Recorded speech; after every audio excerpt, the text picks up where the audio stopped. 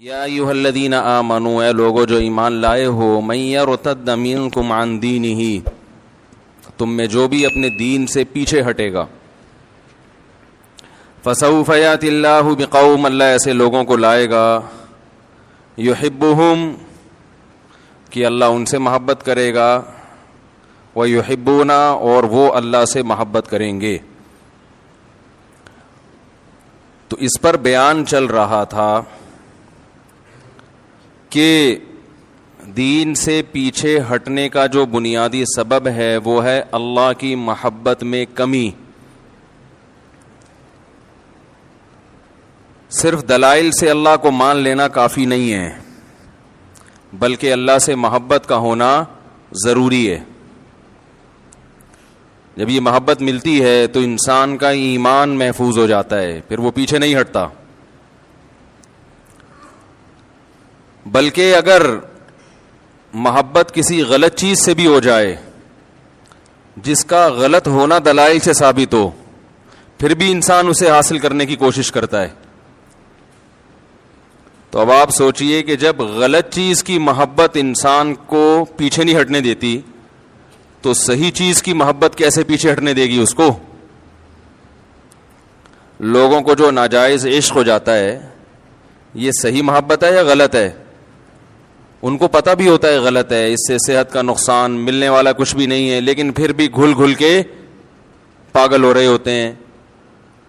جیسے وہ شاعر نے کہا ہے نا کہ ہم فراق یار میں گھل گھل کے، شعر جو اصل تھا وہ تو مجھے یاد نہیں رہا، اس کی جو نقلی بنایا وہ یاد رہ گیا۔ ہم فراق یار میں گھل گھل کے، کچھ اصل یہ تھا کہ دبلے ہو گئے،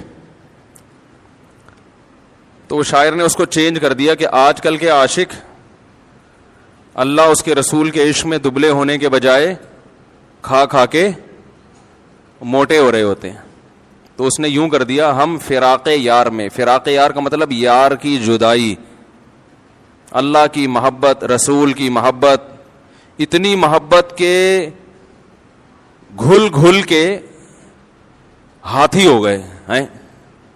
انسان جب گھلتا ہے تو ہاتھی بھی سمٹ کے ہرن بن جاتا ہے، لیکن ہم اللہ کی محبت میں گھل گھل کے، بولو بھائی، ہاتھی ہو گئے۔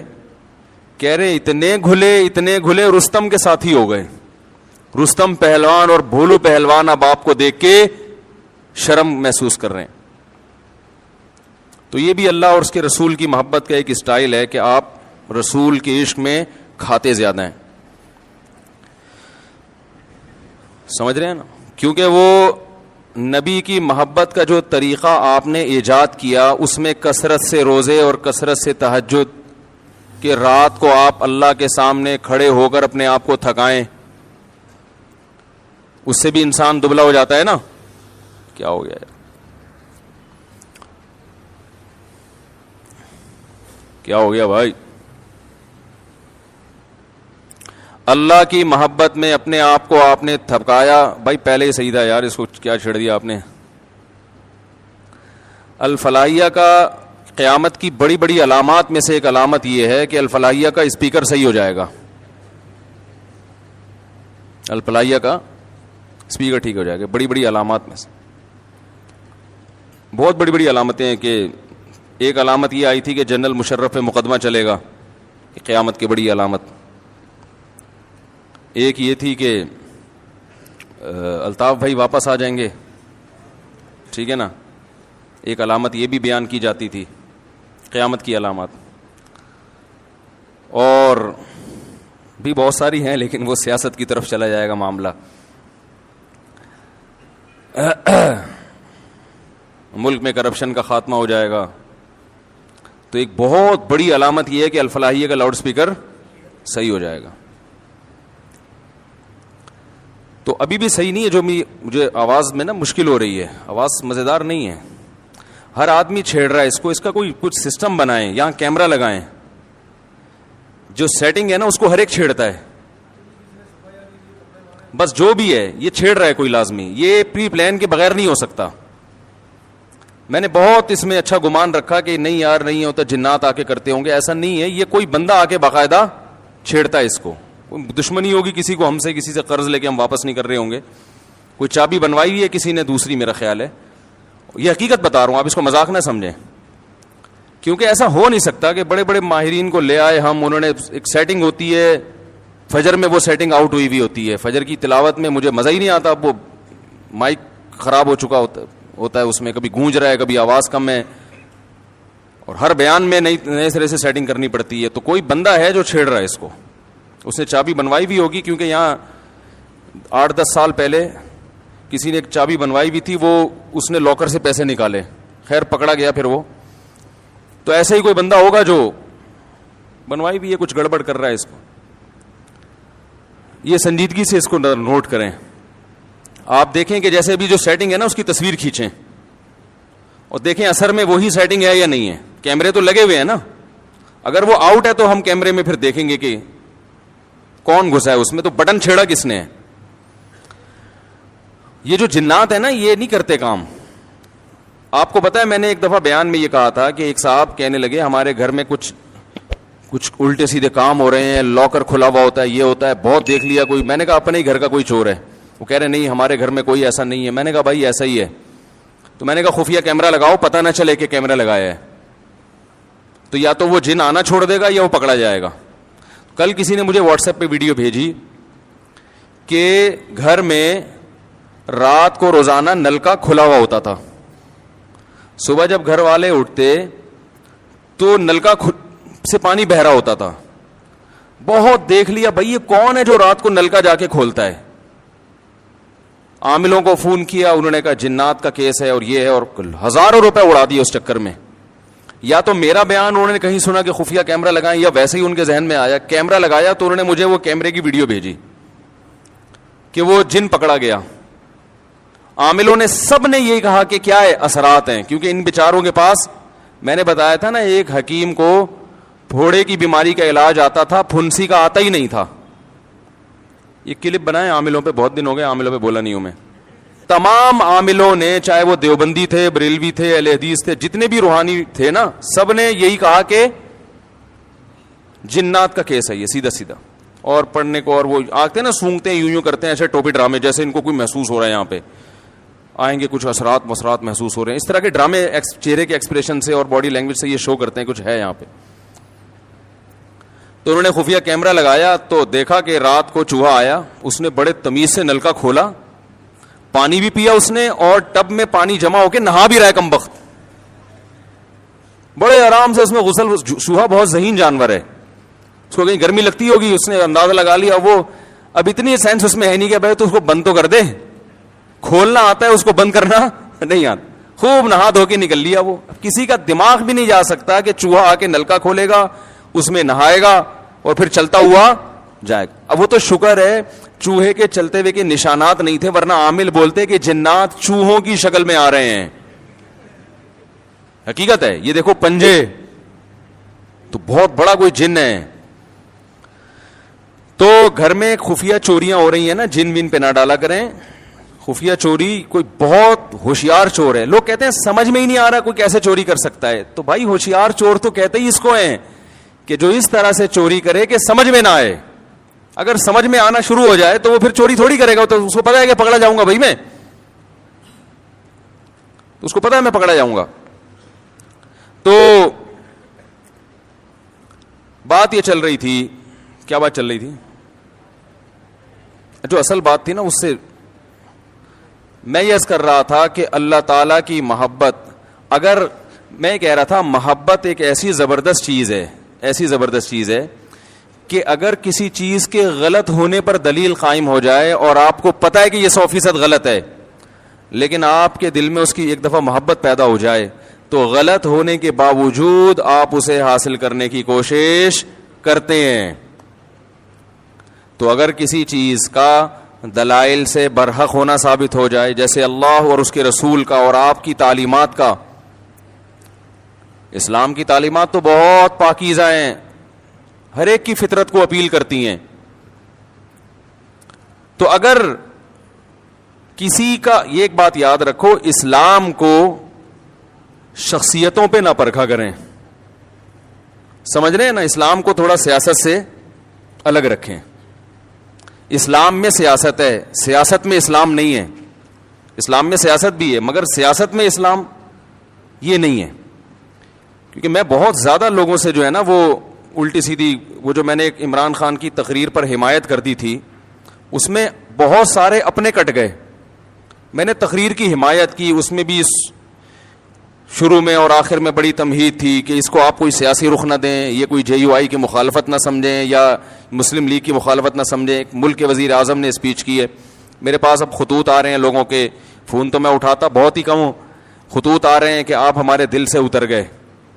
مفتی صاحب میں آپ کا بہت بڑا فین تھا اور میں اب آپ میرے دل سے اتر گئے ہیں, مجھے جواب دیں کہ ایک یہودی کو آپ کیسے وہ کر رہے ہیں اور ایک فلانے کو آپ کیسے وہ کر رہے ہیں. تو میں جواب نہیں دے رہا کیونکہ مجھے پتا ہے جواب دوں گا پھر اس پہ ایک نیا خط آ جائے گا.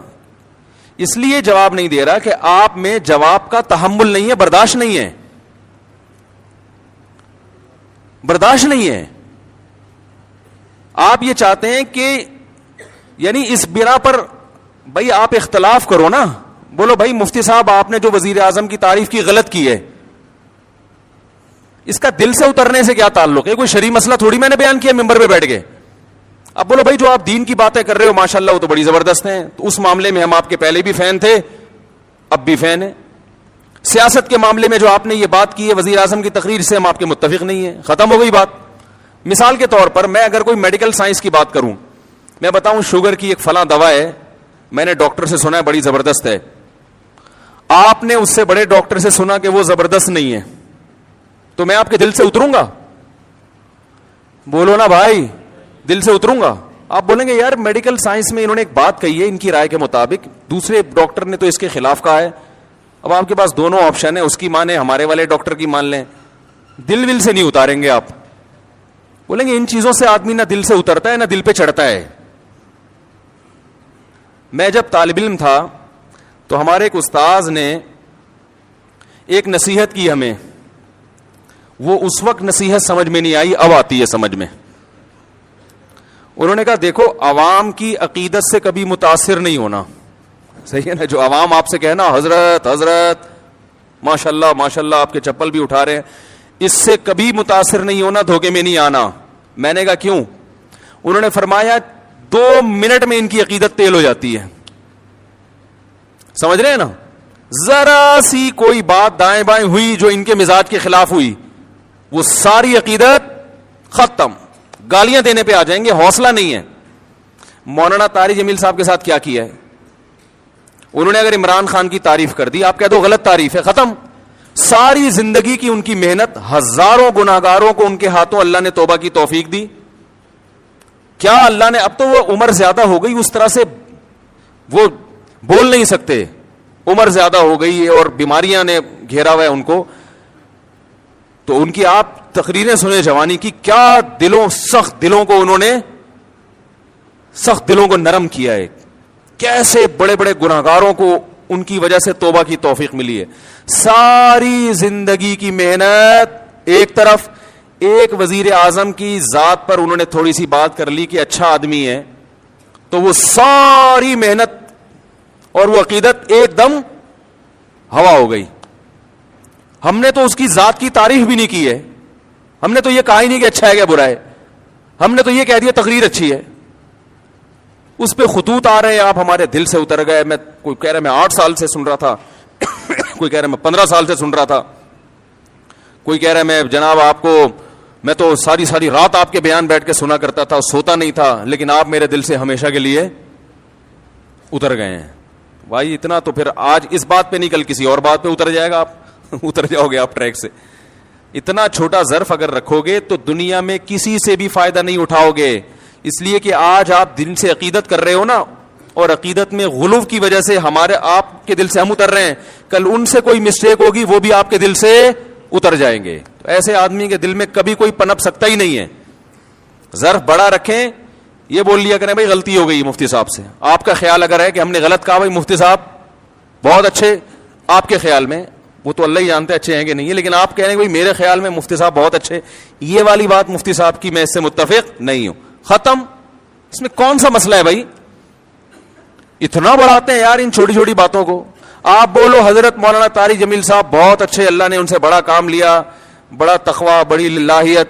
یہ جو انہوں نے عمران خان کی تعریف کی, آپ جو ان سے اختلاف کرتے ہیں, بولیں بھائی اس معاملے میں ان کی رائے سے متفق نہیں ہوں, باقی ان کا کام اللہ نے عقیدت محبت ہے ان سے, اللہ ان کی عمر میں برکت دے, یہ والی. اور کبھی ملاقات ہوئی تو میں ان سے کہہ دوں گا کہ حضرت یہ آپ نے اچھا نہیں کیا, بس ختم. جن کی رائے میں انہوں نے اچھا نہیں کیا اور جن کی رائے میں اچھا کیا وہ کہیں پہ بہت اچھے, کیپ اٹ اپ. ٹھیک ہے. تو اتنا چھوٹا ظرف, اور جس کا یہ ظرف ہوتا ہے وہ کسی بھی جگہ نہیں پنپتا.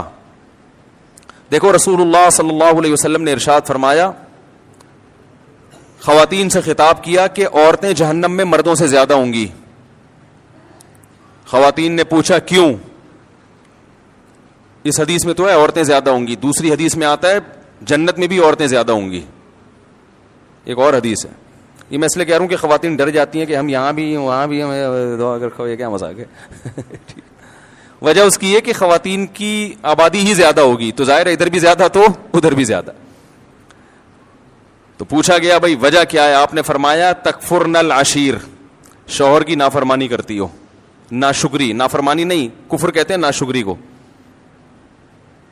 کیسے ناشکری؟ فرمایا ساری زندگی کھلاتا ہے پلاتا ہے. آج کوئی مرد بیوی کو چھوڑ دے, بیچاری کا کیا پرسان حال ہوتا ہے ہمارے معاشرے میں. گھر اس کو لے کے دیتا ہے, گیس بجلی کا بل, چھت مہیا کی, اس کو تحفظ دیا, اس کی اولاد کا ہمیشہ کے لیے محافظ بنا, اتنے بڑے بڑے انعامات احسانات. اور نبی نے فرمایا کسی دن تھوڑی سی اونچ نیچ ہو جائے, اس کی تنخواہ کم ہو گئی بیچارے کی, اب گوشت نہیں لا پا رہا, توریوں پہ گزارا کروا رہا ہے, ناشتے میں انڈے کا انتظام نہیں کر سکا. آج بیگم بغیر ناشتے کے رہ لو, آج ناشتہ نہیں کرتے, ٹھیک ہے نا, تھوڑی تنخواہ میری, حالات ٹف چل رہے ہیں, یا ناشتہ کرو مگر انڈا نہ منگواؤ, پراٹھا ڈبو کے, مفتی صاحب نے کہا ڈبو کے کھانے کا اپنا ہی مزہ ہے, تو آج ہم پراٹھا چائے میں ڈبو کے کھا لیتے ہیں. تو نبی صلی اللہ علیہ وسلم نے فرمایا کبھی کچھ ہو جائے نا تو کیا عورت تانا کیسا دیتی ہے, ما رأیت منک خیرا قط, میں نے کبھی بھی آپ سے خیر, سب عورتیں نہیں لیکن بہت سی عورتیں یہ کام کرتی ہیں کہ میں نے آپ سے کبھی خیر نہیں دیکھی, میں اس گھر میں آئی ہوں مجھے ملا کیا ہے. کتنا بڑا زندگی بھر کے ہمارے مسلم معاشرے میں تو مرد تو بہت زیادہ تحفظ دیتا ہے. کیسے باپ اپنی بیٹی کے لیے رشتے تلاش کر رہے ہوتے ہیں کیونکہ اچھا آدمی مل جائے, اور پھر طلاق سے ڈرتی بھی ہیں, کہتی ہیں طلاق دے کے مجھ پہ ظلم کر دیا, مجھے یہ کر دیا. طلاق دے کے کیا کیا؟ اس نے اپنے آپ سے جدا کر دیا نا, تو اب رو کیوں رہی ہو؟ اس کا مطلب وہ نہ دیتا تو تم پر احسان تھا اس کا کہ اس نے تمہیں ٹھکانہ دیا ہوا ہے. اور دینا غلط سمجھا جاتا ہے معاشرے میں, اس لیے کہ وہ جو تمام تحفظات اس نے دیے ہوئے تھے وہ تم سے چھین لیے ہیں. تو نقصان عورت کا ہوتا ہے کہ نہیں ہوتا؟ تو کتنی بڑی فضیلت ہے. لیکن نبی نے فرمایا کہ تکفرن العشیر, جو عشیر ہے نا ہمیشہ ساتھ رہتا ہے, تو اس کی ناشکری کرتی ہو. تو بھائی اس سے صاف پتہ چلتا ہے کہ جب کسی کی خدمات زیادہ ہوں, باپ اور ماں کا بھی یہی حکم ہے, ابا کو برداشت کرنے کا حکم ہے کہ نہیں ہے؟ آپ کے والد صاحب اگر آپ جے یو آئی میں اور ابا پی ٹی آئی کی تعریفیں شروع کر دیں عمران خان کی, ابا کو بولو کہ ابا آپ میرے دل سے اتر گئے, بولو گے؟ بولو نا بھائی. آپ جے یو آئی کے ہو, آپ دھرنے میں شرکت کے لیے جا رہے ہو اور ابا نے کہا پی ٹی عمران خان زندہ باد, آپ بولو گے یار ابا ایسی باتیں نہیں کرو یار, بس یہی بولو گے نا, ابا یہ نہیں کرو یار, میں دھرنے میں جا رہا ہوں, آپ کہہ رہے عمران خان زندہ باد. آپ ابا کو لکھ کے دو گے ابا آپ میرے دل سے اتر گئے, ابا بولے گا دفع ہو یہاں سے, میں تیرے دل سے اتر گیا, تو میرا باپ ہے جو میرے تانے دے رہا ہے دل سے اتر گیا, تیری اوقات کیا؟ باپ یہی کہے گا نا, میں نے جنا ہے تجھے, ساری زندگی میں نے کھلایا پلایا. تو ماں کو بھی کوئی تانا نہیں دے سکتا. ہمیں یاد ہے جب ضیاء الحق کا دور تھا, ہم بہت چھوٹے بچے تھے اس وقت, تو ضیاء الحق نے ریفرینڈم کروایا تھا کہ اسلام چاہتے ہو تو ہاں, اسلام نہیں چاہتے تو نہ. بہت ہوشیار آدمی تھا ضیاء الحق بھی. اس نے ریفرینڈم کروایا تھا کہ اگر آپ اسلام چاہتے ہیں تو مزید 5 سال کے لیے مجھے ووٹ دے دیں. تو ہمارے خاندان میں ایک بوڑھی خاتون ہیں, اب تو بوڑھی ہو گئی, اس وقت تو اتنی بوڑھی نہیں تھی, وہ ہماری محرم رشتہ ہے ان سے, وہ نا پہ ٹھپا لگا کے آ گئیں بڑے ہم نے کہا بھائی کیا اسلام نہیں چاہیے؟ انہوں نے کہا اسلام چاہیے، ضیاء الحق نہیں چاہیے ہمیں. انہوں نے کہا اسلام چاہیے ہمیں، ضیاء الحق نہیں چاہیے. ان کو نہیں پسند ہوگا ضیاء الحق. تو باقی اکثر لوگ ہاں پہ جا کے ٹھپا لگا رہے تھے. تو ہمیں ان کی بات پہ ہنسی آئی. ہم جو تھے ضیاء الحق کی طرف تھے. ہم سمجھتے تھے کہ بھئی یہ دیندار آدمی ہے، تہجد گزار آدمی ہے، یہ اسلام کو، اور اس نے بہت حد تک کیا بھی ہماری رائے کے مطابق کام. وفاقی شرعی عدالت بنائی، مفتی تقی صاحب کو اس کا جج بنایا، حدود آرڈیننس سارے ضیاء الحق کے ہی بنائے ہوئے ہیں.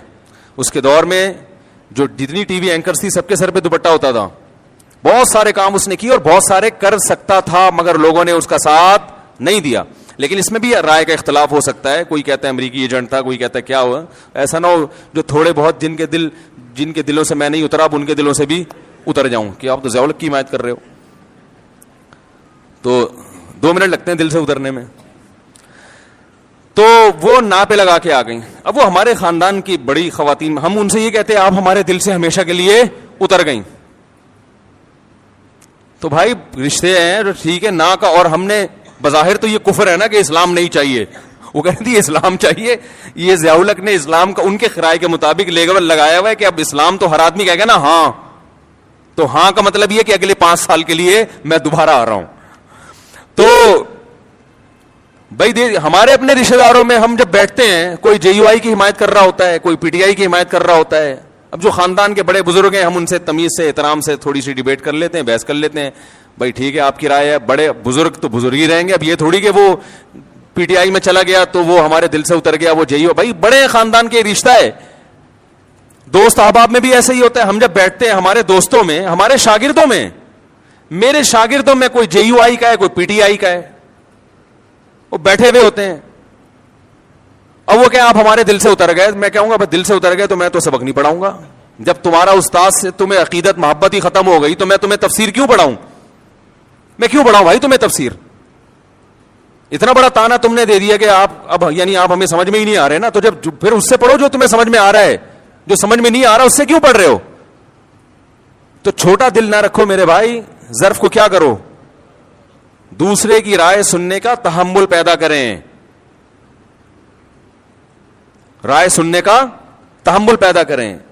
میں بہت کچھ بول سکتا ہوں ممبر پہ بیٹھ کے، بہت کچھ دلائل کے تانے بانے ملا سکتا ہوں، آپ بھی ملائیں. لیکن ہم تو ایک اصولی اور ضابطے کی بات کر کے آگے نکل جاتے ہیں کہ اصول اور ضابطے میں بھئی یہ ہم یہ کہہ رہے ہیں کہ یہ کام اچھا کیا، فلاں اگر کرے گا تو ہم اس کو بھی اپریشیٹ کریں گے، فلاں آدمی کا فلاں کام اچھا ہے. اور وہ قرآن و سنت نہیں بن جاتا، وہ ہماری رائے ہوتی ہے. تو اگر کوئی عالم پی ٹی آئی میں چلا جاتا ہے، میں کہتا ہوں کوئی عالم دین اگر پی ٹی آئی میں چلے بھی جائیں، دیکھو ایک زمانہ تھا، سیاسی باتیں نہیں کرنی چاہیے لیکن اب وہ دین کی جب تک میں مثال نہیں دوں گا تو جو میں شریعت ہی کا قاعدہ بتانا چاہ رہا ہوں سمجھ میں نہیں آئے گا. ایک زمانہ تھا کہ ایم کیو ایم بڑے عروج پر تھی. ایک عالم تھے، ان کا ایم کیو ایم میں ایک اسمبلی کے ممبر تھے، ان سے بڑی گہری دوستی، وہ ان سے بڑے جا کے بڑی اچھی طرح سے ملا کرتے تھے اور بڑی گہری دوستی.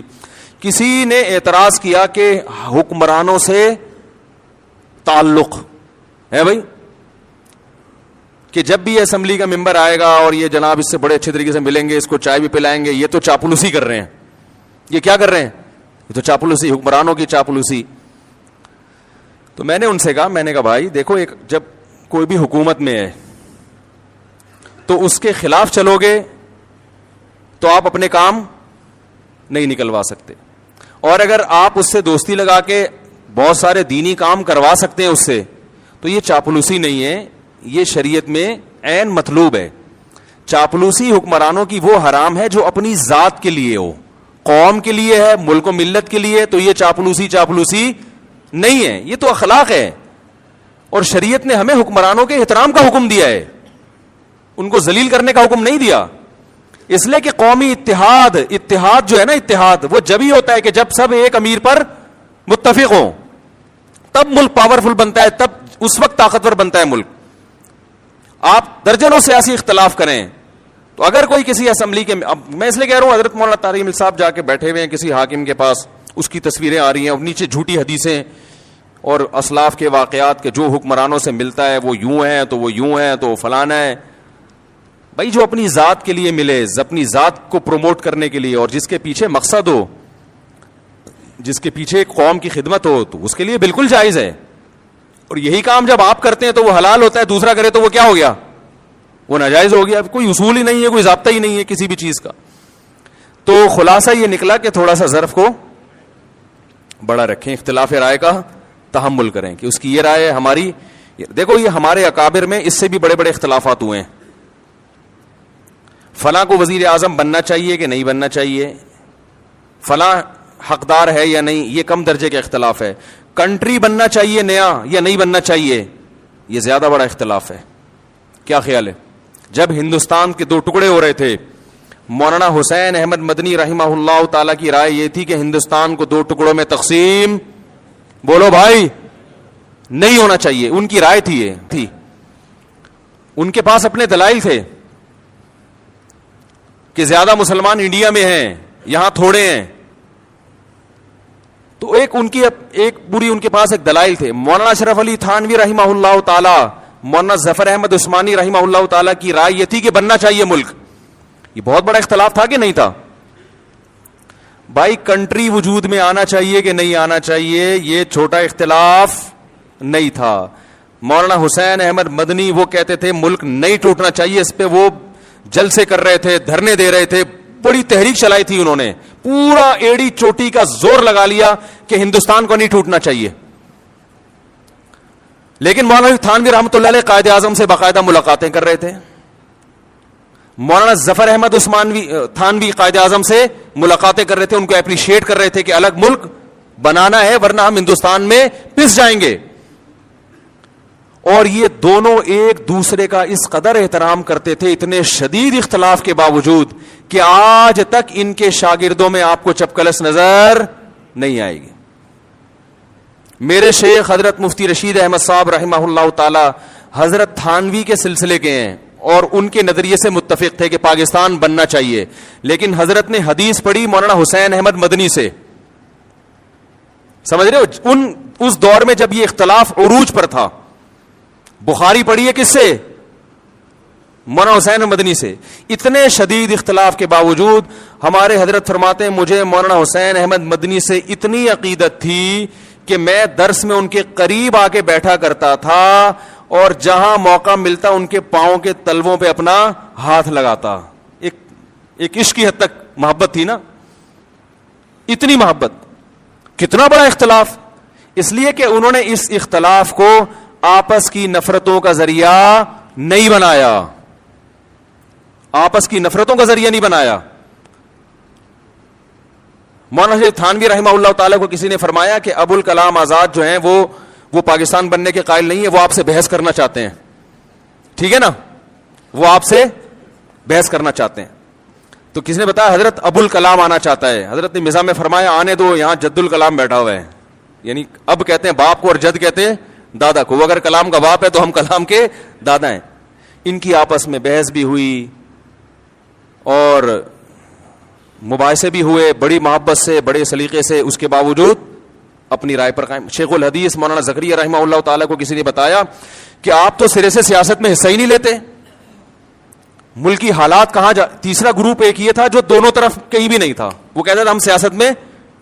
بھائی مولانا تھانوی رحمہ اللہ کی, مولانا اشرف علی تھانوی کی رائے یہ تھی کہ پاکستان بننا چاہیے, اور سیاست میں وہ پڑھے. انہوں نے اپنے شاگردوں کو بھیجا, قائد اعظم سے ملاقاتیں ہوئی, قائد اعظم کو دین کے قریب لانے میں بہت بڑا کردار ہے.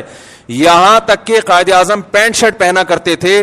مولانا اشرف علی تھانوی رحمہ اللہ کی محنت سے انہوں نے وہ شیروانی پر آ گئے.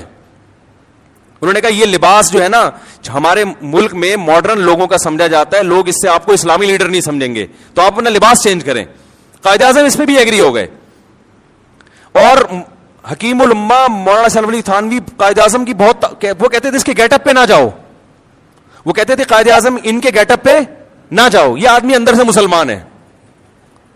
اور ملک لینے کے لیے اس جو پیچیدگیاں ہیں اور اس کے جو سائیڈ افیکٹ ہیں ان کو یہ ہم سے زیادہ سمجھتے ہیں, انہوں نے لا پڑھا ہوا ہے. سمجھ میں آ رہی ہے بات کہ نہیں آ رہی؟ وہ یہ زیادہ اچھا سمجھتے ہیں. اب اس میں کون صحیح تھا کون غلط تھا یہ بحث کرنے کا کوئی فائدہ نہیں ہے, اس لیے کہ جب پاکستان بن گیا تو مولانا حسین احمد مدنی نے سب سے پہلے پاکستان کی حمایت کی ہے. لوگوں نے کہا آپ تو مخالفت کر رہے تھے, تو انہوں نے کہا مسجد بننے سے پہلے اختلاف ہو سکتا ہے کہ مسجد بنے یا نہ بنے, بن گئی تو اس کا احترام لازم ہے. کیسی زبردست سوچ تھی, اڑے نہیں رہے کہ نہیں بس نہیں غلط ہوا اب میں اس کی واٹ لگاؤں گا. انہوں نے کہا بھائی یہ تو اس وقت اختلاف تھا, اب جب بن ہی گیا ہے تو اب مسلمانوں کا ایک ملک بن گیا, اب اس کو طاقتور ہونا چاہیے, اس میں قانون سازی ہونی چاہیے اور اس کو اب سپورٹ کرنا چاہیے. تو بڑا ایک دلچسپ واقعہ میرے ذہن میں آیا تھا. میں یہ عرض کر رہا تھا کہ قائد اعظم کو فل سپورٹ مل رہی تھی کہاں سے؟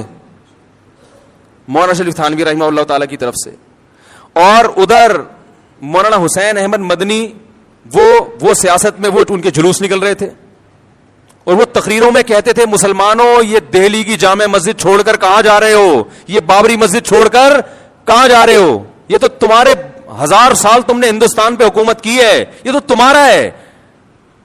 یہ دوسرے فریق کی رائے یہ تھی کہ ہمارا تھا, اب اگر ہم الگ ملک نہیں ملا تو اس سے بھی جائیں گے ہم, کیونکہ گورا انگریز سارے فائدے ہندو کو دے کے جا رہا تھا, وہ ہندو کے حوالے کر کے جا رہا تھا. دونوں کی رائے تھی, دونوں کے دلائل تھے, اس کی سنتے لگتا وہ صحیح کہہ رہا ہے, اس کی سنتے لگتا وہ صحیح کہہ رہا ہے. اور ایک تیسرا گروپ تھا شیخ الحدیث مولانا زکریا رحمہ اللہ تعالیٰ کا, وہ سارا دن علم حدیث میں کتابوں میں لگے ہوئے تھے, وہ سیاست میں دلچسپی, وہ کسی دھرنے میں شریک ہی نہیں ہوتے تھے. اب یہ چاہتے نا 3 دھڑے بڑے آرام سے بن سکتے تھے علماء کے, ایک دھڑا بن جاتا پاکستان بننا چاہیے, ایک دھڑا پاکستان مخالف, اور ایک یہ کہ یہ دونوں جو ہے نا فتنہ پرست ہیں, ہمیں تو اللہ اس کے رسول کے بس دین میں لگنا چاہیے. یہ تینوں اپنے مریدوں کو تیار کرتے اور بولتے کہ تم اس کی مجلس میں نہیں جانا, اس درس حدیث نہ سننا مولانا حسین مدنی کا. اور مولانا حسین مدنی درس بھی کہاں دیا کرتے تھے؟ مسجد نبی میں نبی صلی اللہ علیہ وسلم کے روضہ اطہر کے سامنے بیٹھ کے, پوری دنیا سے لوگ آ کے ان کا بخاری کا درس سنا کرتے تھے. یہ اتنا یعنی علم حدیث پہ عبور تھا کہ نبی صلی اللہ علیہ وسلم کے روضہ اطہر پہ درس دیا کرتے تھے بیٹھ کے, کئی سال درس دیا انہوں نے. تو اب یہ تینوں حضرات اگر اپنی نیچے عوام کی تربیت یوں کرتے, شیخ الحدیث مولانا زکریا رحمۃ اللہ علیہ کہتے نہ تھانویوں کے پاس جاؤ, ان کے پاس جب جا کے دیکھو کہ پاکستان بنے گا, بن کے رہے گا, پاکستان بن کے رہے گا. نہ مدنیوں کے پاس جانے کی ضرورت ہے, تم علماء ہو, تمہارا کام کیا ہے؟ حدیث پڑھو, قرآن پڑھو, فقہ پڑھو, یہ تمہارا کام ہے, قریب بھی ان کے پھٹکنے کی اجازت نہیں ہے. کیا خیال ہے بھائی؟ اور مدنی گروپ کہتا ہے کہ یہ مسلمانوں کو مروا رہے ہیں, یہ الگ ملک بنا کے یہ سارا ہندوؤں کے حوالے کر کے مروا رہے ہیں. ان کے یہ ورڈنگ نہیں تھی, ان کا یہ تھا میری رائے یہ ہے. یہ دوسروں پہ تہمتیں نہیں لگائی انہوں نے, تہمتیں اگر تہمتیں لگانا شروع کر دیتے نا کہ ان کی نیت ہی غلط ہے, معاملہ پھر خراب ہوتا ہے.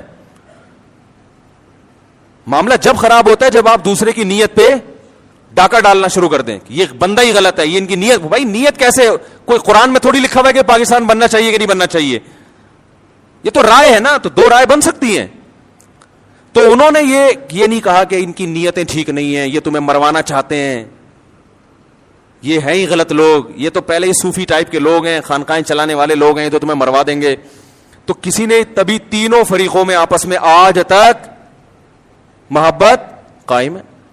تو شیخ الحدیث سے کسی نے کہا کہ آپ تو جلسوں میں جاتے نہیں, دھرنوں میں جاتے نہیں, اور آپ وہ اپنے شاگردوں کو بھی منع کرتے تھے کہ مت جاؤ ورنہ علم کے نہیں رہو گے. تو کسی نے کہا مولانا حسین مدنی تو کرتے ہیں. تو انہوں نے کہا مولانا حسین احمد مدنی جیسا حوصلہ ہم میں نہیں ہے, وہ سیاست میں پوری طرح اتر کے بھی علم سے پیچھے نہیں ہٹے. انہوں نے کہا اتنی کتابیں وہ روزانہ پڑھا رہے ہیں, اتنے تحقیقی کام ان کے ہو رہے ہیں, اور جلسوں میں شرکت بھی, دھرنوں میں شرکت بھی, یہ حوصلہ اللہ نے ہر ایک کو نہیں دیا. عجیب, دیکھو کیسا. تو اپنے شاگردوں کا یہ ذہن بنایا جس کی وجہ سے آج بھی ان کے شاگردوں میں آپس میں محبت ہے. ہمارے حضرت تو انہی کے شاگردوں میں سے تھے نا. تو مولانا حسین مدنی رحمہ اللہ سے بھی محبت کرتے تھے, اور حضرت حکیم علماء کے سلسلے کے تو یعنی ان کو خلافت ملی ہوئی تھی. تو اب جو سسٹم چل رہا ہے اب اتنے بڑے اختلاف نہیں, اب اس سے چھوٹی نہ ہوئی. عمران خان کی تعریف کر دی تھی مولانا طارق جمیل صاحب نے, تو اب وہ 3 توئیں میں شرارت ہے, ایسے بھی کچھ میسج آ رہے ہیں کہ توئیں جس نام میں بھی ہوگا اس میں کیا ہے, مجھے میسج آیا کہ جس مولوی کے نام میں توئیں ہوگا وہ شرارتی ہوگا. ایک طارق جمیل, ایک طارق مسعود, ایک طاہر اشرفی. انہوں نے ایئرپورٹ پہ جا کے استقبال کر لیا تھا نا. توئیں نہیں ہونا چاہیے نام میں. میں نے کہا پھر زوئیں سے نام رکھا کرو. تو بھائی یہ گاڑی ہے کہ JJ 5640, غلط پارکنگ کر دی, اس کو صحیح کر لیں. 5640. تو بھائی اتنا بڑا اختلاف ہوا, آپس میں نفرتیں نہیں پھیلی. اب بہت چھوٹے چھوٹے اختلاف ہو رہے ہیں, اور اتنا زیادہ. دیکھو میں ایک بات کہتا ہوں, اپنے سیاسی لیڈر سے عقیدت محبت ضرور کرو. آپ کو جو سمجھ میں آتا ہے, اگر آپ کو دھرنا سمجھ میں آ رہا ہے آپ دھرنے میں جاؤ, اگر آپ کو نہیں سمجھ میں آ رہا آپ نہیں جاؤ. لیکن ان سیاسی قائدین کے چکر میں آپس میں ایک دوسرے کو دل سے مت اتارو. کوئی بھروسہ نہیں ہے کل یہ لیڈر آپس میں بیٹھ کے چائے پی رہے ہوں اور ہم آپس میں لڑ کے ایک دوسرے کو دور کر چکے ہوں. ماضی میں کیا ایسا ہوا نہیں ہے؟ یہ سیاسی لیڈر کفر کے فتوے لگا رہے ہوتے ہیں ایک دوسرے پہ. میں نے خود جلسوں میں تقریریں سنی ہے, وہ کافر, وہ یہودی, وہ فلانا, تھوڑے دن میں اسی کے ساتھ گلے مل رہے ہیں, پھول پہنائے جا رہے ہیں, ہاتھ ملائے جا رہے ہیں, اس کو مکمل سپورٹ کر رہے ہیں. یہ تو ہوتا ہے, ہر لیڈر کے ساتھ ہوتا ہے, ہر لیڈر, اور ہو رہا ہے. اب تو ماضی سے دیکھتے آ رہے ہیں. تو میں طلبہ سے کہتا ہوں JUI اور PTI کے چکر میں آپس میں نفرتیں پیدا مت کرو. تم کلاس فیلو. یہ دور زندگی میں دوبارہ کبھی نہیں آئے گا. 8 سال اکٹھے پڑھتے ہیں, اتنے آپس میں محبتیں ہوتی ہیں, اور JUI اور PTI کے چکر میں گالیاں. میں ان سے کہتا ہوں کل کہیں ایسا نہ ہو مستقبل میں کہ دونوں لیڈر بیٹھے ہوئے قوم کے وسیع تر مفاد میں چائے پی رہے ہوں. پھر جب آپ بولو گے یار آپ نے ہمیں تو مروا دیا, اس کو بول دیا تھا یہودی کا بچہ ہے وہ, اور آپ نے ان کو بول دیا تھا وہ چور ہے, وہ ڈیزل چوری کرتا ہے, وہ یہ کرتا ہے, وہ کرتا ہے. اب آپ اتحاد کر رہے ہیں تو کہیں گے قوم کے وسیع تر مفاد میں, قوم کے وسیع تر مفاد میں ہمیں یہ بالآخر ہمارا تو بیڑا غرق کر دیا نا. کتنے لوگ ہیں, میں نے جو بیان کیا تھا ایک کہیں وہ چھوٹا سا وہ, تو 5000 سبسکرائبر ایک دن میں میرے چینل سے بھاگ گئے. ٹھیک ہے نا, 5000. وہ میں نے وہ تنزانیہ میں تھا, میں نے تھوڑا سا ایک بیان کر دیا تھا کہ وہ پتہ نہیں وہ PTI کے بارے میں کہ یہ عمران خان نے یہ والا کام اچھا کر دیا, بس اتنا کہہ دیا تھا. 5000 ایک دم سے شارٹ مارکیٹس. یہ وہ سارے تھے جن کے دل سے ہم اسی وقت اتر گئے. تو یار اتنا چھوٹا دل رکھو گے, اتنی عقیدت محبت نہیں کرو اپنے لیڈروں سے. اتنے اچھے نہیں ہیں, یہ بتا دوں میں آپ کو. کوئی بھی ان میں اتنا اچھا نہیں ہے, چاہے کوئی بھی ہو. بہت اچھا کوئی بھی نہیں ہے, ذہن میں رکھنا. ٹھیک ہے, بہت برا بھی نہیں ہے. جتنے یہ ایک دوسرے پہ الزام لگاتے ہیں اتنے برے یہ دونوں نہیں ہیں, یہ بتا دوں میں. نہ عمران خان یہودیوں کا ایجنٹ ہے, نہ مولانا فضل الرحمان اتنے برے ہیں جتنا ان کو کہا جا رہا ہے, لیکن اتنے اچھے بھی نہیں ہے جتنا آپ عقیدت محبت میں گھسے چلے جا رہے ہو. تھوڑا سا واپسی کا آپشن رکھو. باقی وزیر اعظم نے جو اچھا کام کیا ہم اس کو اپریشیٹ کریں گے, کرتے رہے, آئندہ بھی کریں گے. کل آپ وزیر اعظم بن گئے, آپ اگر کوئی خاندانی کام, ہم تو نواز شریف کو اپریشیٹ کیا تھا جب اس کے دور میں ایٹمی دھماکہ ہوا تھا. بھائی کام اچھا ہو گیا تھا, خاندانی ملک ایٹمی پاور بن گیا, اور کیا چاہیے بھائی آپ کو, زبردست کام ہو گیا تھا. تو اس وقت تو آپ نے نہیں کہا کہ یہ کیا بات ہے, آپ ایسے آدمی کو اپریشیٹ کر رہے ہو جو اتنے ڈالر کھا گیا. بھائی ہم نے ڈالر کھانے پر تھوڑی اپریشیٹ کیا ہے, کہہ رہے ماشاء اللہ ایٹمی دھماکہ کر کے کام کیا ہے, خاندانی کام کیا ہے. تو کہاں سے کہاں بات چلی گئی. پھر بھی آپ غور و تحقیق کر کے ایک کو سپورٹ کریں, پورے دلائل کے ساتھ, جذبات سے ہٹ کر, تقریروں سے متاثر نہ ہو. تقریروں کا مطلب سیاسی لیڈر جو ایک دوسرے کے خلاف تقریریں کرتے ہیں, خود انصاف کا سہارا لے کے, لا یجرمنکم شنآن قوم علی الا تعدلوا, اے ایمان والو کسی قوم سے دوستی تمہیں بے عدلی پہ مجبور نہ کرے. ایسا نہ ہو کہ عقیدت محبت میں حد سے تجاوز کرنا شروع کر دو. نبی صلی اللہ علیہ وسلم نے بعض کیسز میں یہودی کے حق میں فیصلہ کیا ہے, یہودی کے حق میں کہ اس میں یہودی ٹھیک ہے نا, اور بعض کیسز میں آپ نے یہودی کے خلاف بھی فیصلہ کیا ہے. تو بار ممکن ہے کوئی یہودی ایجنٹ تو دور کی بات, یہودی ہو کے بھی برحق ہو, اور یہ بھی ممکن ہے کہ کوئی یہودی ہو کے یا یہودیوں کا ایجنٹ ہو کے حق سے ہٹتا چلا جا رہا ہو. تو جو صحیح بات ہے اس کو صحیح کہنا چاہیے, اور دلوں کے حالات اللہ جانتا ہے. کسی کے دل میں گھس کے فیصلہ کرنا, یہ یوں کر رہا ہے تو یہ اس کی وجہ یہ ہے, تو یہ ہم ظاہر کو اس کے مکلف ہیں. تو کہاں سے کہاں بات چلی گئی. تو میں یہ عرض کر رہا تھا کہ اللہ تعالی نے ہمیں کیا حکم دیا کہ محبت, میں یہ عرض کر رہا تھا غلط چیز کی بھی محبت ہوتی ہے. تو انسان اس کے حصول کی کوشش میں لگ جاتا ہے. لوگوں کو چرس سے ہیروئن سے عشق ہو جاتا ہے اور ناجائز عشق ہو جاتے ہیں, ان کو پتہ ہے کہ صحت کے لیے نقصان دہ, ملنے والا کچھ بھی نہیں ہے, پھر بھی پاگل ہو جاتے ہیں, صحتیں برباد کر دیتے ہیں. تو آپ سوچو میرے بھائی, جس کے برحق ہونے کا یقین ہو انسان کو, دلائل سے اس کا برحق ہونا ثابت ہو گیا ہو, تو اس کی محبت جب دل میں بیٹھے گی تو پھر آپ کیسے پیچھے ہٹو گے. اس لیے علماء کہتے ہیں جو صوفیہ کرام ہے نا, جن کو آج کل بڑا لتاڑا جاتا ہے یہ صوفیہ ایسے ہوتے ہیں, انہوں نے صوفیہ کرام دیکھے ہی نہیں ہوتے, یہ کبھی کسی صوفی کے ساتھ رہے نہیں ہیں. انہوں نے وہ کچھ مزاروں پہ بیٹھے ہوئے جاہل صوفی دیکھے ہوتے ہیں اور اس کی بیس پر یہ صبح و شام کلپ بنا بنا کے صوفیہ کرام کے خلاف فتوے جھاڑتے رہتے ہیں. میرے شیخ و مرشد بھی صوفی تھے, میں ان سے بیعت تھا, بزرگ تھے, وہ خلیفہ تھے مولانا عبد الغنی پھول پھوری رحمۃ اللہ علیہ کے, اور وہ خلیفہ تھے مولانا سلوی تھانوی رحمۃ اللہ علیہ کے. ہم نے ان بزرگوں کو اپنی آنکھوں سے دیکھا ہے. تو جو ہر وقت بزرگ کے خلاف بولتے رہتے ہیں نا, ان سے میں کہتا ہوں کبھی کسی بزرگ کی صحبت میں چند دن بیٹھ کے گزارو, تمہیں پتہ چلے گا بزرگ کیا ہوتے ہیں. سمجھ میں آ رہی ہے بات؟ بزرگ لیس زندگی انسان کو برباد کر دیتی ہے. اور یہ بھی جو میں بار بار کہتا ہوں کہ بابے جو کہتے ہیں میرا کوئی بابا ہی نہیں ہے, تو دیکھو رسول اللہ صلی اللہ علیہ وسلم نے ارشاد فرمایا لا تجتمع امتی علی ضلالہ, میری امت گمراہی پہ کبھی بھی جمع نہیں ہوگی. اس حدیث کا صاف مطلب ہے کہ میری امت کسی بھی زمانے میں بزرگ لیس نہیں ہو سکتی. یہی مطلب ہوا نا؟ کیا خیال ہے بھائی؟ ہر زمانے میں بزرگ رہیں گے. ایک بات تو یہ دلیل اچھی طرح ذہن میں رہے. دوسری دلیل کہ صحابہ نے صرف قرآن خود سے نہیں پڑھا, یعلمہم الکتاب, ان کو قرآن اور حکمت کس نے سکھائی؟ بولو بھائی, نبی نے. تو صحابہ کا لنک کس سے براہ راست قائم ہوا؟ نبی سے. تو کیا صحابہ کے بعد کوئی بخاری مسلم خود یا قرآن خود پڑھ کے پورا اسلام سمجھ سکتا ہے, پوری ہدایت پہ آ سکتا ہے؟ قرآن میں یہ نہیں ہے کہ اللہ نے, نبی نے صحابہ کو حدیث بتائی ہے, یعلم سکھائی ہے. سیکھنا تربیت کو کہتے ہیں, ٹریننگ. صحابہ نے حدیثوں کا علم بھی حاصل کیا اور ساتھ ساتھ پیغمبر سے سیکھا بھی ہے. آج اگر کوئی کہتا ہے میں براہ راست پیغمبر سے سیکھتا ہوں, تو سوال پیدا ہوتا ہے وَيُعَلِّمُهُمُ الْكِتَابَ وَالْحِكْمَةَ, کہ نبی ان کو کتاب اور حکمت باقاعدہ سکھائیں گے. تو نبی کا کنیکشن صحابہ سے براہ راست ہوا ہے, تب صحابہ ہدایت پہ چلے ہیں. اور تابعین کا پھر کس سے ہوا؟ بولو نا بھائی, صحابہ سے. جب تابعین کا صحابہ سے ہوا, وہ بھی اس لیے کہ جب صحابہ براہ راست نہیں سیکھ سکتے تھے, ان کے لیے رجال چاہیے نا, رجل چاہیے, نبی. تو تابعین کو بھی رجال چاہیے کہ نہیں چاہیے؟ وہ رجال کون ہے؟ اب نبی تو نہیں رہے, نبی سے سیکھے ہوئے لوگ موجود ہیں, جن سے اب کون سیکھے گا؟ تابعین سیکھیں گے. اور انہوں نے سیکھا. تبھی تابعین کی جب بھی ہم سیرت پڑھتے ہیں, فلاں کی اتنے سال صحبت اٹھائی, فلاں کے پاس اتنے سال رہے, ورنہ وہ بھی حدیثوں کی کتاب جمع کر کے پڑھنا شروع کر دیتے. کسی کی صحبت میں رہنے کی ان کو کیا ضرورت تھی؟ پھر تابعین کے بعد تبع تابعین. یہ اہل حق کا جو سلسلہ ہے, روحانی باپ دادا ان کو کہا جاتا ہے, یہ سلسلہ قیامت تک چلتا رہے گا.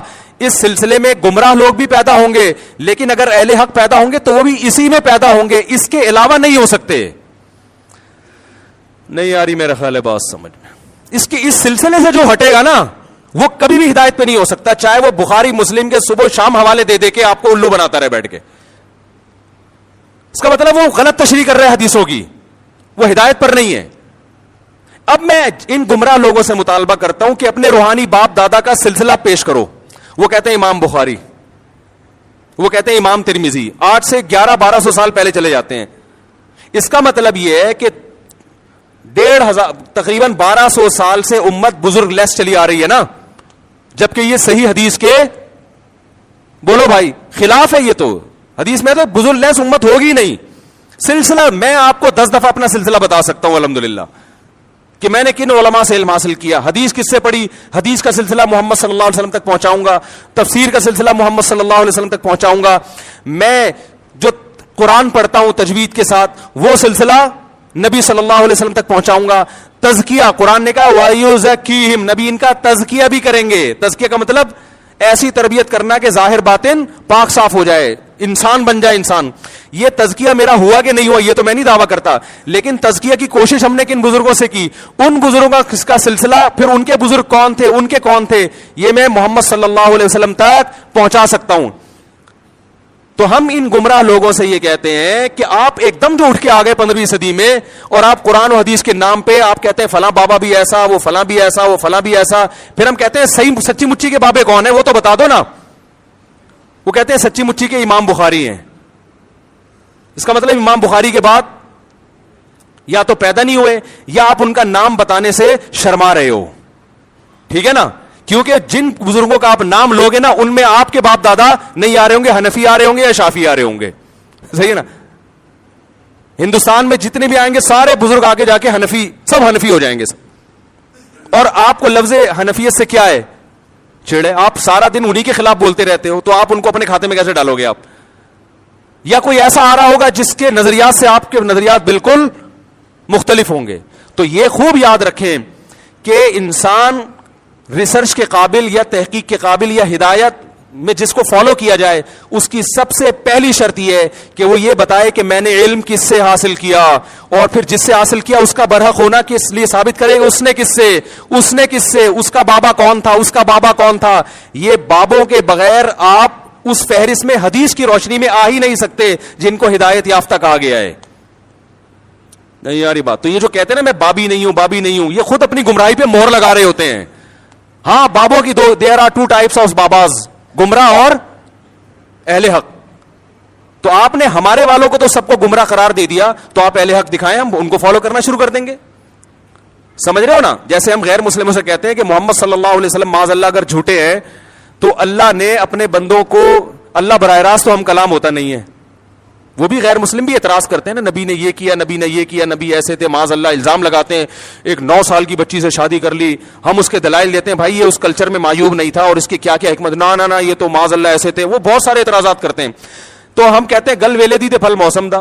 مختصر بات یہ کہ اللہ اپنے بندوں سے ہدایت جو دی ہے, یا تو اللہ کا بندوں سے کوئی لنک ہی نہیں ہے, اس نے پیدا کر کے چھوڑ دیا, یہ تو عقل نہیں مانے گی نا. خالق اور مخلوق کا رشتہ تو سب سے پہلے ہے. تو اللہ کن باتوں سے خوش ہوتا ہے, کن باتوں سے ناراض ہوتا ہے. اگر محمد صلی اللہ علیہ وسلم جھوٹے ہیں تو پھر سچا بتاؤ کون ہے بھائی, وہ بتا سکتے ہیں. وہ جو سچا لے کر آئیں گے نا ان کے خیال میں اس پہ 20, اگر نبی پر 1 اعتراض ہوتا ہے تو اس پر 20 اعتراض ہو رہے ہوں گے. صحیح ہے نا.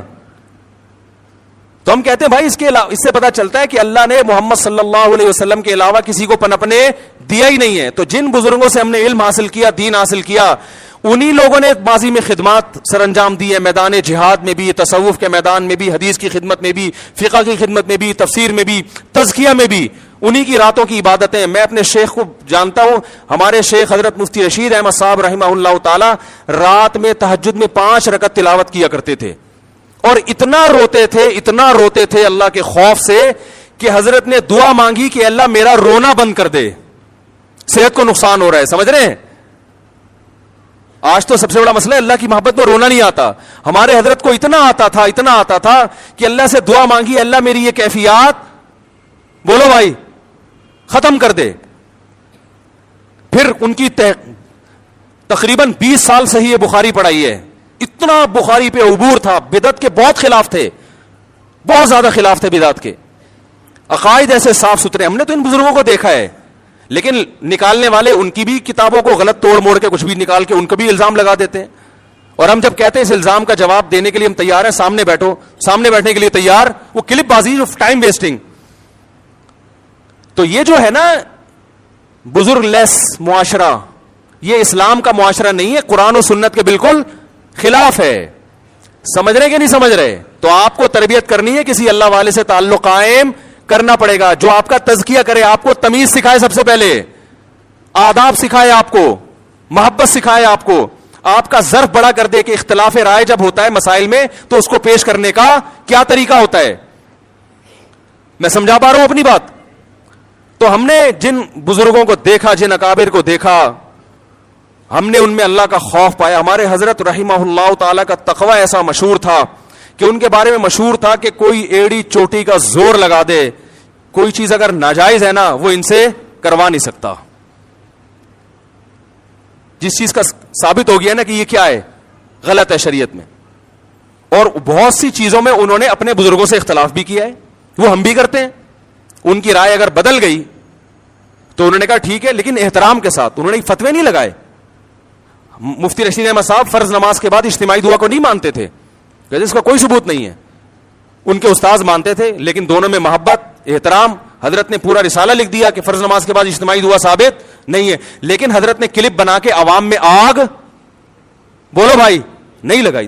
تنزیہ جملے لکھ لکھ کے جو لوگ دعا مانگ رہے ہیں ان کو ان کی نفرت ہے کہ ان کو تو کچھ بھی نہیں آتا. ایک دفعہ ایک عالم آئے, بڑے عالم ہیں ملک کے, وہ آئے, انہوں نے نماز پڑھائی. حضرت نے ان سے کہا آپ نماز پڑھائیں. انہوں نے نماز کے بعد اجتماعی دعا مانگی. تو ہمارے ایک مرید, حضرت کے ایک مرید نے حضرت سے پوچھا کہ حضرت آپ تو کہتے ہیں یہ بدعت ہے, یہ کیا ہے, فرض نماز کے بعد اجتماعی دعا کیا ہے, بدعت ہے, اور انہوں نے مانگی بھی ہے, اور دوسرا بدعتی کو تو امام بنانا ویسے بھی جائز نہیں ہے. تو انہوں نے فرمایا کہ بھائی ان کی اپنی تحقیق ہے, یہ وہ ان احادیث سے استدلال کرتے ہیں جس میں نماز کے بعد مطلق دعا کی فضیلت ہے, اور فی نفسی رفع الیدین بھی ثابت. انہوں نے 2-3 روایتیں ملا کے ایک مسئلہ نکال لیا ہے. تو ان کی تحقیق ہے, یہ کوئی ایسی بدعت تھوڑی جس کی وجہ سے کفر اور فسق کے فتوے لگانا شروع کر دیں ہم. کتنا اللہ نے علم دیا مگر دوسرے کی رائے کا احترام. آج آپ دیکھ لو, 4 کوئی حدیث معلوم ہو جائے نا, فوراً کلپ بنا کے سارے علماء کی توہین کرے گا. ان کو تو حدیث کا نہیں پتا, ان کو تو کچھ آتا نہیں ہے, ان کو تو کچھ آتا نہیں ہے. اور ان لوگوں کے جو مریدین ہیں وہ جتنا بابا پرست ہوتے ہیں, اپنے بابے کو جتنا فالو کرتے ہیں نا ہر چیز میں, اتنا ہم اپنے بابوں کو فالو نہیں کرتے. ہم تو بہت ساری چیزیں ایسی ہیں جو میں مفتی رشید احمد صاحب کی اتنی تعریفیں کر کے بھی ان کی ہر بات سے متفق نہیں تھی. ان کے ہر فتوے پہ ہم فتویٰ نہیں دیتے, لیکن احترام کرتے ہیں. بھائی ان کی رائے تھی, ہماری رائے ہے. تو اللہ کی محبت اگر آپ کو ملے گی نا, پھر صحیح راستہ پتہ چلے گا. اور اللہ کی محبت کہاں سے ملتی ہے, بولو بھائی, اہل اللہ کی صحبت سے ملتی ہے. تو بزرگوں سے تعلق قائم کرنا پڑے گا آپ کو, آپ کے باپ کو بھی کرنا پڑے گا. اس کے بغیر آپ کا دین خشک دین ہوگا, اس میں چاشنی نہیں ہوگی. حدیثوں کے نمبر آپ کو یاد ہو جائیں گے, رفع الیدین کے جھگڑے بہت اچھی طرح سے یاد ہو جائیں گے. آمین, ٹانگیں چوڑی ٹانگیں پتلی, رفع الیدین کرنا ہے, یہ بہت ماسٹر ہو جاؤ گے. لیکن نمازوں سے خشوع و خضوع ختم ہو جائے گا. آپ کہہ سکتے ہیں عرب میں تو یہ نہیں ہوتے بزرگ, وہاں بھی ہوتے ہیں, اصطلاح نہیں ہے بزرگ کی. بن باز بہت بڑے متقی پرہیزگار عالم تھے, انہوں نے کئی سال اپنے استاذ کی صحبت اٹھائی ہے, پھر وہ ان کے نائب بنے ہیں. اور ان کے جو خاص شاگرد تھے انہوں نے کئی سال ان کی صحبت اٹھائی ہے, پھر وہ ان کے نائب بنے ہیں. اصطلاحات میں تھوڑی پڑھنا چاہیے. بزرگ کو بزرگ کہہ دو, متقی کہہ دو, بابا کہہ دو, نیک کہہ دو, پیر و مرشد کہہ دو, کچھ بھی کہہ دو, ناموں میں نہیں رکھا. اصل تو حقیقت دیکھی جاتی ہے. تو جو بھی اللہ کی محبت پیدا کرنا چاہتا ہے اسے اللہ والوں سے تعلق قائم کرنا پڑے گا. اس کے بغیر اللہ کی محبت پیدا نہیں ہو سکتی. اللہ سے دعا ہے اللہ سمجھنے کی, عمل کی توفیق عطا فرمائے. جمعے کی نماز کے بعد جو بیٹھنا چاہیں بیٹھ سکتے ہیں. اسی موضوع کے بارے میں مزید کو تھوڑی سی بات کروں گا میں اور مسائل کا جواب